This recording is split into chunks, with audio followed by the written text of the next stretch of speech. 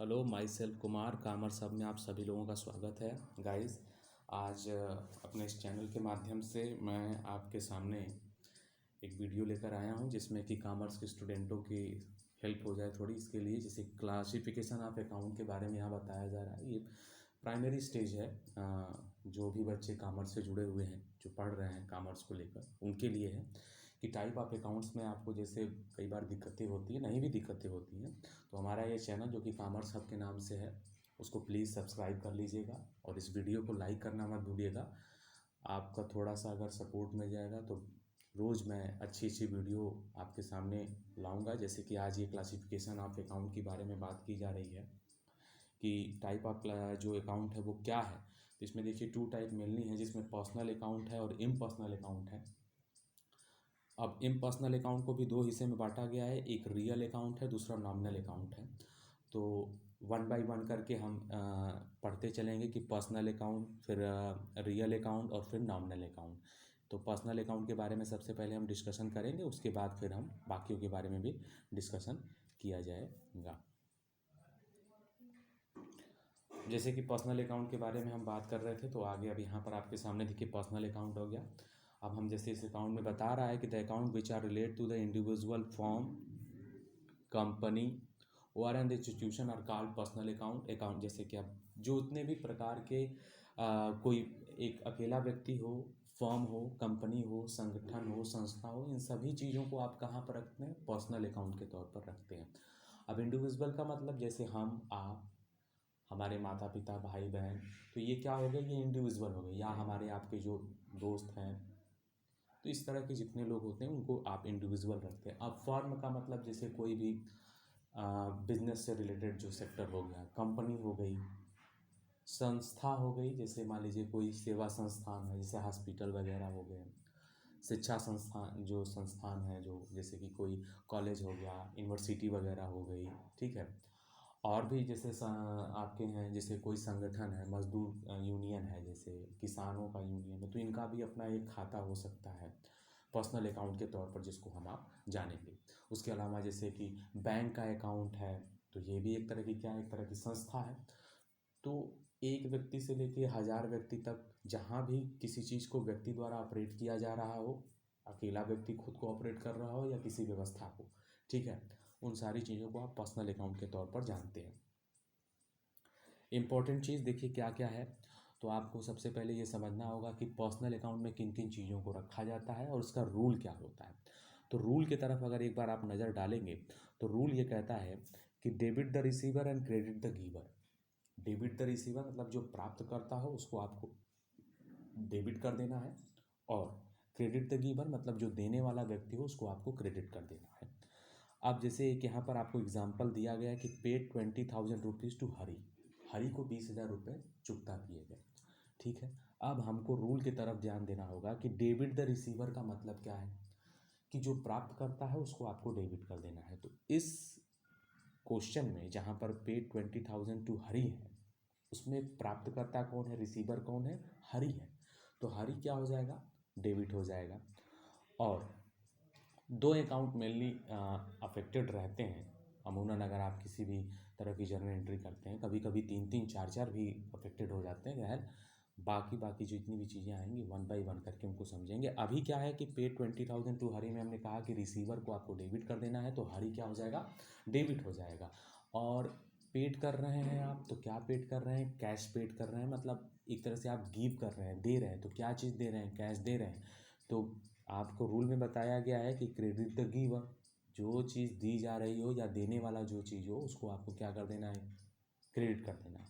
तो क्रेडिट क्या करेंगे? टू कैश करेंगे। तो यहाँ पर आप देख रहे होंगे कि हरी 20,000 से डेबिट हो गया है और टू कैश 20,000 से क्रेडिट हो गया है। लिखने का तरीका इस तरह से होता है। आगे हम आपको और बढ़िया से डिस्क्राइब करेंगे जब जनरल एंट्री की बारी आएगी। एक एग्जाम्पल और लिया गया है कि received rupees 10,000 from Mohan. Mohan से 10,000 रुपये आपको प्राप्त हो रहे हैं। रूल की तरफ बार बार जाइएगा। रूल में क्या कहा गया है कि credit the giver and debit the receiver.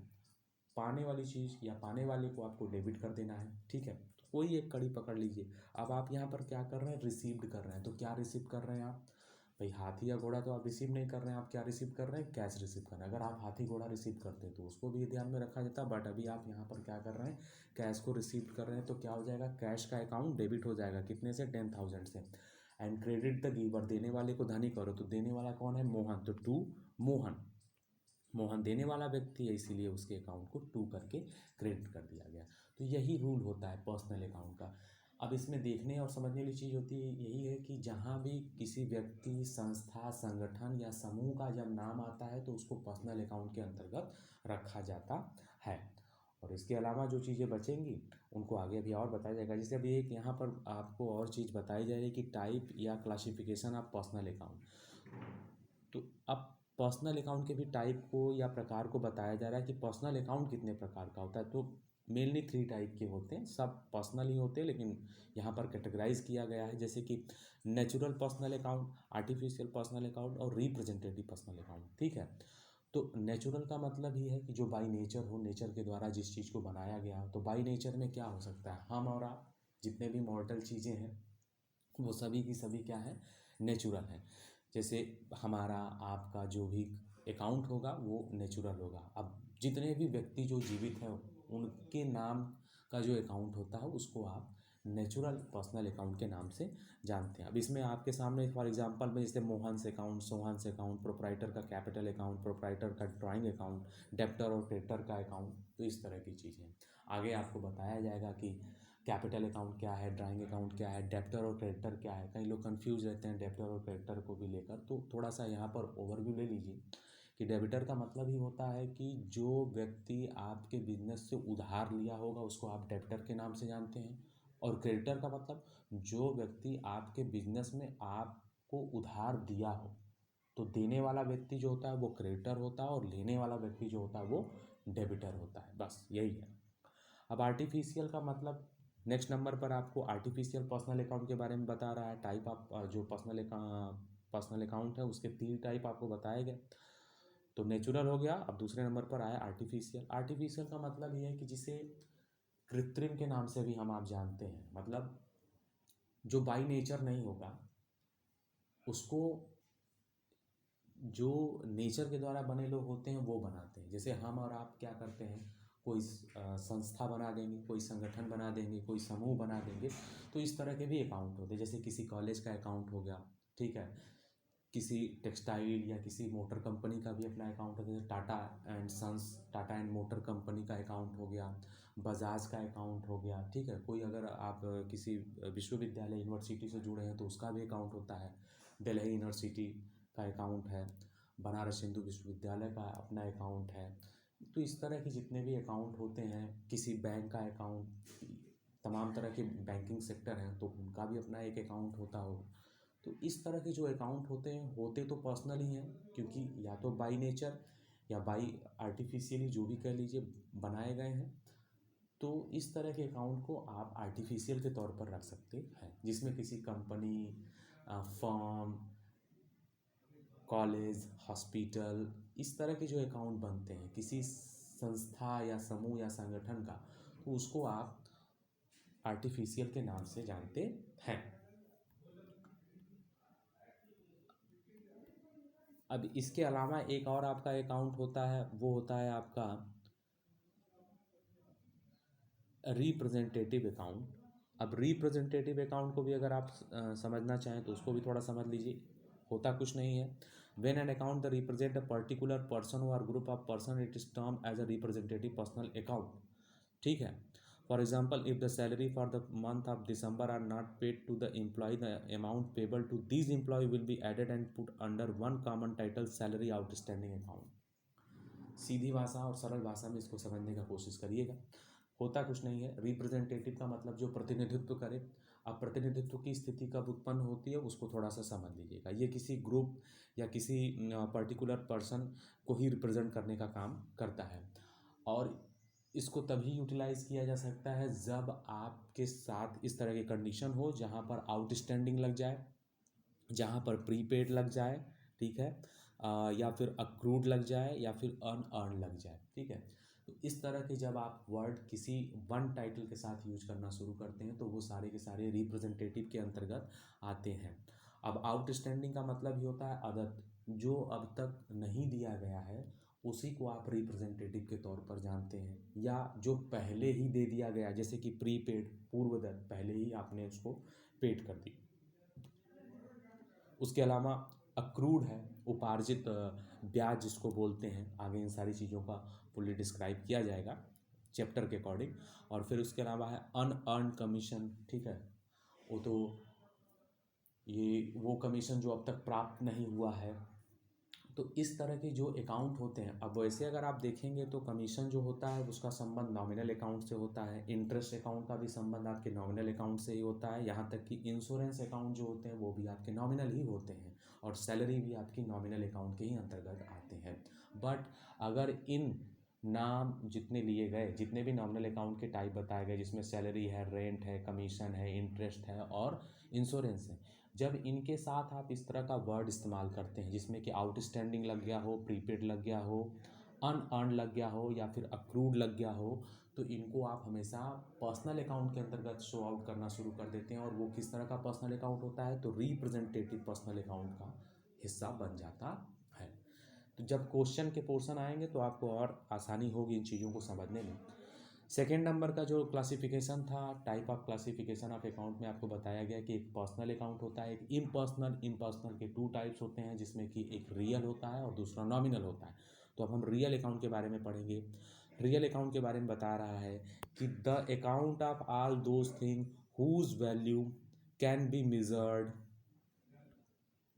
in term of money and which are the property of business are termed as real account। ठीक है, वे वस्तुएं जिनको आप मेजर्ड कर सकते हैं किस रूप में, तो मुद्रा के रूप में, उनको आप रियल अकाउंट के अंतर्गत रखते हैं। तो बहुत सीधी सी बात है, इन रियल अकाउंट में हम वस्तुओं को ध्यान में रखेंगे और वैसी वस्तुएं जिनको आप मुद्रा के तौर पर माप सकें। ठीक है, जैसे कि क्या क्या हो सकता है, उसमें कैश अकाउंट हो सकता है, बिल्डिंग अकाउंट हो सकता है, लैंड अकाउंट हो सकता है, मशीनरी अकाउंट हो सकता है, फर्नीचर अकाउंट हो सकता है, ठीक है, goodwill account, patent account, copyright account, इस तरह के तमाम जो अकाउंट होते हैं उनको आप रियल अकाउंट की श्रेणी में रखते हैं।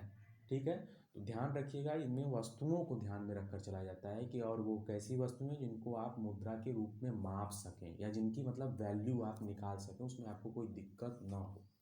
ठीक है, रूल क्या कहता है, तो रूल कहता है कि debits what's come in and credit what's goes out. जो चीज़ व्यापार में आए उसको आपको रेडी कर देना है। जैसे डेबिट्स व्हाट्स कम इन, तो ये क्या करेंगे, जो चीज़ आएगी उसको डेबिट कर देना है, क्रेडिट व्हाट गोज आउट, और जो चीज़ चली जाए उसको क्या कर देना है, क्रेडिट कर देना है। ठीक है, अब एक यहाँ पर आपको एग्जाम्पल लिया गया है, एक क्वेश्चन है कि if furniture for ₹10,000 had been purchase for cash, 10,000 रुपये का नगद आपने एक फर्नीचर खरीदा। तो अब आपको क्या करना है, रियल अकाउंट में बताया गया है कि वे वस्तुएं जिनको आप मेजर्ड कर सकते हैं कुछ रूप में, मनी के तौर पर, मुद्रा के रूप में। तो आप क्या कर रहे हैं, आप फर्नीचर खरीद रहे हैं 10,000 रुपये का, मतलब वो फर्नीचर कहाँ मेजर्ड हो रहा है, 10,000 एज रुपीज़। तो मुद्रा के रूप में आपने उसको लिया, तो 10,000 का फर्नीचर लिया। ठीक है, तो बिजनेस में आपके क्या आ रहा है, फर्नीचर आ रहा है। तो डेबिट्स व्हाट्स कम इन, जो चीज़ व्यापार में है उसको क्या करना है, डेबिट करना है। तो फर्नीचर अकाउंट डेबिट, और क्रेडिट व्हाट्स गोज आउट, जो चीज़ व्यापार से चली जाए उसको क्या कर देना है, धन क्रेडिट कर देना है। तो क्या जा रहा है, जब आप भाई परचेज करेंगे तो आपके बिजनेस से 10,000 रुपया निकल जाएगा, तो जो निकल जाएगा उसको क्या कर देना है, क्रेडिट करना है। क्रेडिट करने का रूल क्या होता है, आप उसको 2 लगा देंगे। तो furniture account debit to cash account 10,000। ठीक है, तो ये चीज़ आपकी रियल अकाउंट के अंतर्गत आती है। अब यहाँ टाइप या क्लासिफिकेशन ऑफ रियल अकाउंट बता रहे हैं, तो मेनली 2 ही टाइप के ये होते हैं, टेंजिबल रियल अकाउंट होता है और आपका एक इनटेंजिबल रियल अकाउंट होता है। बहुत ही आसान सी बात है। टेंजिबल अकाउंट का मतलब ये अकाउंट जिनको आप टच कर सकें, या फिर आप उनको महसूस कर सकें, मेजर्ड कर सकें, परचेज या सोल कर सकें। तो इस तरह के जितने भी एलिमेंट होते हैं, ये सारे एलिमेंट वहाँ पर होने चाहिए कि या तो आप उनको सिर्फ एक चीज़ ना हो, सारी चीज़ें हो, उसको टच भी कर सकें, फेल्ट भी कर सकें, मेजर्ड भी कर सकें, परचेज भी कर सकें, सोल भी कर सकें। तो इस तरह के जब सारे गुण एक किसी व्यवस्था पर विद्यमान होते हैं तो उनको आप क्या बोलते हैं, टेंजिबल। टेंजिबल का सीधा अर्थ होता है जो चीज़ आप अपनी आँखों से देख सकें, जिनको आप महसूस कर सकें, छू सकें, देख सकें, तो उन्हीं को आप टेंजिबल बोलते हैं। अब जैसे क्या हो जाएगा, जैसे कि कैश अकाउंट है, स्टॉक अकाउंट है, फर्नीचर अकाउंट है, लैंड अकाउंट है, बिल्डिंग अकाउंट है, मशीनरी अकाउंट है। तो इस तरह के जितने भी अकाउंट होते हैं वो क्या होते हैं, टेंजिबल रियल अकाउंट होते हैं। एक चीज़ यहाँ पर आपको बताई जा रही है कि it should be noted that bank account is not a real account but it is an artificial personal account since it represent the account an artificial person. हो सकता है कभी कभी लोगों को थोड़ी बहुत डाउट हो सकती है कि भाई आपने कहा कि जिन चीज़ों को छू सकें, देख सकें, समझ सकें, तो वो सारे के सारे रियल अकाउंट में आते हैं। लेकिन आपको बताया गया है कि भाई रियल अकाउंट के ये हिस्से हैं टेंजिबल और इनटेंजिबल, इन पर वही रूल लागू होगा जो कि आपके रियल अकाउंट पर होता है, कि वैसी वस्तुएं जिनको आप मुद्रा के रूप में माप सकें। ठीक है, तो वस्तु का होना बहुत ज़रूरी है। अब बैंक कोई वस्तु नहीं है, पहली चीज़। तो आपको अगर सिलसिलेवार तरीके से समझना है तो जो उसके वर्डिंग है उनको समझना होगा कि बैंक कोई वस्तु नहीं है, बैंक एक संस्था है, एक संगठन है। संगठन या संस्था को आप वस्तु के रूप पर नहीं एक्सेप्ट कर सकते हैं। वस्तु के रूप में किस चीज़ को एक्सेप्ट कर सकते हैं, तो वस्तु के रूप में टेबल है, आपकी चेयर है, बिल्डिंग है, लैंड है, मशीनरी है, इन चीज़ों को आप एज ए थिंग के रूप में एक्सेप्ट कर सकते हैं। लेकिन किसी व्यक्ति का नाम या कोई संगठन हो उनको आप वस्तु के तौर पर एक्सेप्ट नहीं कर सकते हैं। तो डाउट नहीं रखना चाहिए, कन्फ्यूज़न नहीं होना चाहिए, ये चीज़ें भी ज़रूरी हैं और होना भी नहीं चाहिए, क्योंकि इसलिए मैंने बार बार जोर डाला है कि वस्तु और कैसी वस्तुएं जिनको आप एज अ मेजर्ड मनी, जो मनी के तौर पर मेजर्ड हो सके, उनको ही रखा जाता है और वो वस्तु ही होनी चाहिए। तो बैंक कोई वस्तु नहीं है, बैंक एक संस्था है। संस्था को आप वस्तु के रूप में नहीं देख सकते हैं। इसी तरह की जैसे कोई विश्वविद्यालय हो गया, कोई विद्यालय हो गया, अगर उसका अकाउंट है तो उसको भी आप रियल अकाउंट में मत रखिएगा, क्योंकि वो कोई वस्तु नहीं होती है। सिर्फ वस्तुओं को ही रियल अकाउंट के तौर पर रखा जाता है और अमूमन इनमें वही वस्तुएं आती हैं जो कि एज अ एसेट्स हों। ठीक है, furniture, land, building, machinery, copyright, goodwill, patent, cash, ये सारी की सारी चीज़ें क्या हैं, एक तरह की एसेट्स हैं। ठीक है, इसीलिए उन्हीं चीज़ों को यहाँ पर आप रखते हैं। आगे है इनटेंजिबल का मतलब जो चीज़ दिखाई ना दे। ठीक है, तो अब वो कह रहा है कि कांट बी टच। ठीक है, this account represent such thing which can't be touch but of course their value can be measured in term of money. अब जिन वस्तुओं को आप मनी के तौर पर मेजर्ड करें वो तो बिल्कुल रियल अकाउंट के ही जो रूल आए हैं, चाहे जो डिफिनीशन बताई गई है उस पर खरा उतरना चाहिए। हाँ, इंटेंजिबल का मतलब ये होता है कि जो आपको दिखाई ना दे। ठीक है, जैसे गुडविल दिखाई नहीं देता है, पेटेंट दिखाई नहीं देता है, कॉपीराइट दिखाई नहीं देती है।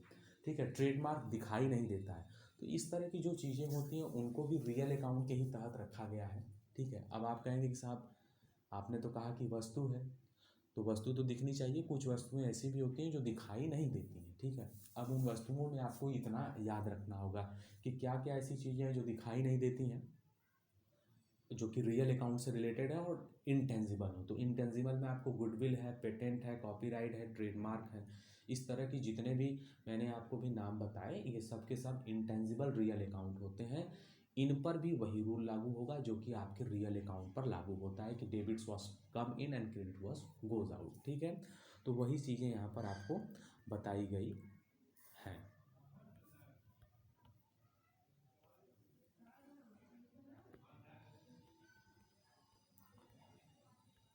अब जैसे यहाँ पर एग्जांपल में आपको बता रहा है कि goodwill account, patent account, trademark account, copyright account, etc, तो ये सारी की सारी चीज़ें आपकी कहाँ पर आ जाती हैं, ये सारी की सारी चीज़ें आपकी इंटेंजिबल रियल अकाउंट के अंतर्गत आ जाती हैं। अब लास्ट जो क्लासिफिकेशन ऑफ अकाउंट का जो लास्ट हिस्सा है वो कहाँ आकर रुकता है, नॉमिनल अकाउंट पर आकर रुकता है। आप चाहे जिस भी सीरीज़ में याद रखें, इसके लिए कोई वो नहीं है, आप आगे पीछे भी कर सकते हैं। बहरहाल इनको याद करने का तरीका वही है कि पर्सनल, रियल और नॉमिनल। आप नॉमिनल आगे कह लीजिए, बाद में रियल, तब पर्सनल, कोई दिक्कत नहीं है। रूल आपको याद रखने होंगे और किन किन चीज़ों को रखा गया है कहाँ कहाँ किन किन अकाउंट में, वो आपको याद रखना होगा। नॉमिनल को नाम मात्र के खाते भी बोलते हैं, ये आय व्यय से संबंधित होते हैं। These account include the account of all expenses and income, ठीक है। तो जितने भी तरह के आपके इनकम और एक्सपेंसेज होते हैं उनको आप नॉमिनल अकाउंट के अंतर्गत रखते हैं। अब कई बार लोगों को डाउट होता है कि साहब किन किन चीज़ों को आप रख सकते हैं। अब यहाँ पर पहली चीज़ तो ये है कि इसमें वस्तु नहीं रहेगा, ठीक है, वो चीज़ आपको समझना होगा। इनमें शब्दों पर गौर करना है। जैसे कि नॉमिनल अकाउंट से रिलेटेड जितने भी अब एक्सपेंसेज में आप एक बार आ जाइए। जैसे कि अगर आप कोई बिजनेस चला रहे हैं तो जैसे आपने सैलरी पेड किया, अब सैलरी अगर रिसीव कर लेते हैं वो तो इनकम हो जाएगी, बट अगर आप सैलरी पेड कर रहे हैं तो वो आपके लिए क्या हो जाएगी, एक्सपेंसेज हो जाएगी। तो सैलरी पेड, आपका rent paid, discount allowed, bad debts, इस तरह की जो होती हैं चीज़ें वो क्या हो जाएंगी, नॉमिनल के अंतर्गत आती हैं। और नॉमिनल में दो चीज़ें होती हैं, एक्सपेंसेज और इनकम। तो जहाँ भी पेड लग गया वो एक्सपेंसेज हो गए, और जहाँ रिसीव लग जाएगा वो सारी की सारी चीज़ें आपकी क्या हो जाएंगी, एज ए इनकम हो जाएंगी। जैसे नॉमिनल अकाउंट में related to income are commission received, interest received, discount received, ये चीज़ है। रूल क्या कहता है नॉमिनल अकाउंट का, कि debit the expenses and losses and credit income and gain. जितने भी तरह के एक्सपेंसेस और लॉस हो उनको आपको डेबिट कर देना है, और जितने भी तरह के आपके इनकम और गेन है उनको आपको क्रेडिट कर देना है। तो वो चीज़ें हैं। अब एक एग्जांपल आपके सामने रख रहा है कि पेड 20,000 फॉर सैलरी, 20,000 रुपये सैलरी के तौर पर आपने चुका है। तो पेड शब्द लग गया है तो इसका मतलब साफ है कि ये एक्सपेंसेज है। और हमने आपको बता दिया कि नॉमिनल में क्या क्या चीज़ें आती हैं जिनको कि आप पहचान सकें कि वो चीज़ नॉमिनल है। जैसे कि सैलरी, ये क्या है, तो आपके नॉमिनल के अंतर्गत आ जाएगा। कमीशन क्या है, तो वो चीज़ भी क्या हो जाएगी, आपकी नॉमिनल के अंतर्गत आ जाएगी। लेकिन किस तरह का है, अब ये ध्यान रखना है कि एक्सपेंसेज है या ये गेन या इनकम। तो जब पेड शब्द लग जाएगा तो वो एक्सपेंसेज या लॉस की तरफ आपको इशारा करेगा। अब पेड सैलरी है 20,000 रुपीज़, तो सैलरी क्या है, नॉमिनल है, और ये क्या है, एक्सपेंसेज है। तो हमने बताया कि ऑल टाइप ऑफ एक्सपेंसेज जो होता है वो डेबिट हो जाता है। तो सैलरी क्या हो जाएगा, सैलरी अकाउंट डेबिट हो जाएगा 20,000 से। और आपने दिया क्या है, 20,000 रुपये आपने सैलरी के तौर पर दिए हैं, कैश मतलब 20,000। कैश का संबंध हमने आपको बताया था कि रियल अकाउंट से होता है, और रियल अकाउंट का रूल क्या कहता है कि क्रेडिट वॉज गोज आउट। जो चीज़ व्यापार से चली जाए उसको क्या कर देना है, क्रेडिट कर देना है। तो टू कैश 20,000, बहुत आसान चीज़ है। थोड़ा बहुत शुरू में दिक्कत होती है जब आप नए रहते हैं, लेकिन धीरे धीरे सारी चीज़ें समझ में आ जाती हैं। नेक्स्ट एक एग्जांपल है कि रिसीव्ड 5,000 फॉर कमीशन। अब हमने बता दिया कि साहब कमीशन अगर जहाँ लगा हुआ मिल जाएगा, आपको क्या ध्यान में रखना है कि ये नॉमिनल का कैटेगरी में आएगा। तो जब नॉमिनल अकाउंट से रिलेटेड है तो अब नॉमिनल में हमने आपको बताया था कि दो ही तरह के होते हैं, या तो वो इनकम होगा या तो एक्सपेंसेज होगा। अब अगर रिसीव्ड सब लगा है तो इसका मतलब है कि वो क्या है, इनकम है। तो all type of income on gain जो होता है उसको क्या कर देना है, क्रेडिट कर देना है, ठीक है। अब आप क्या कर रहे हैं, रिसीव 5,000, क्या पा रहे हैं आप, कमीशन पा रहे हैं, लेकिन किस कैसे पा रहे हैं, 5,000 रुपये पा रहे हैं कमीशन में, ठीक है ना। तो आपके बिजनेस में क्या आ रहा है, 5,000 रुपया कैश आ रहा है। कैश क्या है, रियल अकाउंट है, डेबिट्स व्हाट्स कम इन, जो चीज़ व्यापार में आए उसको डेबिट कर देना है। तो कैश क्या हो जाएगा, अकाउंट डेबिट हो जाएगा। टू क्या हो जाएगा, कमीशन रिसीव्ड, तो कमीशन अकाउंट जो हो जाएगा वो टू हो जाएगा, और वो चीज़ आपकी डेबिट हो जाएगी कैश, क्योंकि कैश आपके बिजनेस में आ रहा है। रूल यहाँ बताया गया है, डेबिट्स व्हाट्स कम इन, तो इसीलिए cash account debit, credit the income तो टू कमीशन 5,000 रुपीज़। तो यही थे आपके क्लासिफिकेशन ऑफ अकाउंट में। थ्री टाइप आपको बताया गया, जिसमें पर्सनल अकाउंट है, रियल अकाउंट है, नॉमिनल अकाउंट है। बहुत आसानी से आप चीज़ों को पकड़ सकते हैं, इसमें बहुत ज़्यादा रट्टा मारने की ज़रूरत नहीं है। पर्सनल का मतलब जिसमें किसी व्यक्ति, संगठन, संस्था का नाम आए उसको आप पर्सनल में रखेंगे। रियल का मतलब ऐसी वस्तुएं जिनको आप मेजर्ड कर सकते हैं एज अ मनी टर्म, जिसको भी मुद्रा में माप सकते हैं उसको आप रियल में रखते हैं। और नॉमिनल में जितने भी टाइप के इनकम और एक्सपेंसेज होते हैं उनको रखते हैं। अब सब में बता दिया गया कि भाई रियल में जैसे लैंड है, मशीनरी है, बिल्डिंग है, कैश है, परचेज है, सेल है, ये सारी चीज़ें रियल अकाउंट के अंतर्गत आती हैं। गुडविल हो, ट्रेडमार्क हो, पेटेंट हो, कॉपीराइट हो, ये सारी चीज़ें। तो क्योंकि ये वस्तु के तौर पर जानी जाती है इसीलिए इनको हम रियल अकाउंट में रखते हैं। सैलरी, कमीशन, इंटरेस्ट, रेंट, इन सारी चीज़ों को हमने नॉमिनल के अंतर्गत रखा गया। एक हिस्सा था जिसमें रिप्रेजेंटेटिव पर्सनल अकाउंट के बारे में बताया गया, तो हमने साफ कह दिया कि नॉमिनल अकाउंट के जब आगे या पीछे आप इस तरह का वर्ड कुछ अलग जोड़ दें, जैसे सैलरी में अगर आपने आउटस्टैंडिंग जोड़ दिया तो अब वो सैलरी आउटस्टैंडिंग सैलरी बन गई, तो वो कहाँ चली जाएगी, रिप्रेजेंटेटिव पर्सनल अकाउंट में चली जाएगी। इंश्योरेंस है तो प्रीपेड इंश्योरेंस है, तो वो अगर इंश्योरेंस रहता तब तो वो नॉमिनल में चला जाता, बट अगर प्रीपेड इंश्योरेंस है तो इसीलिए वो कहाँ चला जाएगा, पर्सनल अकाउंट में चला जाएगा। इसी तरह अगर इंटरेस्ट है, केवल इंटरेस्ट है, तब तो वो नॉमिनल में रहेगा, चाहे वो रिसीव्ड इंटरेस्ट हो या आपने किसी को अलाउड इंटरेस्ट किया हो। लेकिन अगर इंटरेस्ट के साथ आपने अक्रूड इंटरेस्ट वर्ड कर दिया तो ये तुरंत आपके रिप्रेजेंटेटिव पर्सनल अकाउंट में चला जाएगा। तो वन बाय वन करके आप जैसे जैसे मैंने ये वीडियो में आपको बताया, आज आप सुनेंगे, इन चीज़ों को देखेंगे, तो आपको वो चीज़ें धीरे धीरे याद हो जाएंगी। चैनल में आपको तमाम इस तरह की जानकारियाँ मैं देता रहूँगा, इसलिए चैनल को सब्सक्राइब करना मत भूलिएगा और वीडियो को लाइक करना मत भूलिएगा। जो भी आपके अपने हैं उनके बीच में इस चैनल को शेयर करना मत भूलिएगा, क्योंकि मैं बहुत अच्छी अच्छी चीज़ें आपके बीच में लाने वाला हूँ और मैं प्रैक्टिकल क्वेश्चन लाऊंगा, चाहे वो टी.एस. ग्रेवाल की हो, डी.के. गोयल की हो, एस.एम. शुक्ला की हो, या और जो राइटर हैं उन सभी राइटरों के से रिलेटेड जितने भी क्वेश्चन होंगे प्रैक्टिकल के, चाहे वो अकाउंटेंसी हो, बिजनेस ऑर्गेनाइजेशन हो, मनी एंड बैंकिंग हो, इकोनॉमिक्स हो, स्टैटिक्स हो, सारे टर्म जितने भी सिलेबस के अकॉर्डिंग है सबसे रिलेटेड मैं प्रैक्टिकल क्वेश्चन आपको बताऊंगा। और जो अनसॉल्व क्वेश्चन होते हैं, कुछ दिनों में मैं जो 12th से रिलेटेड जितने भी हैं अनसॉल्व, जो भी 4 साल 5 साल के प्रीवियस ईयर के क्वेश्चन हैं, उनको मैं सॉल्व करके आपके बीच में लाऊंगा। तो चैनल को देखना मत भूलिएगा, देखते रहिएगा। Good luck, thanks for watching my channel.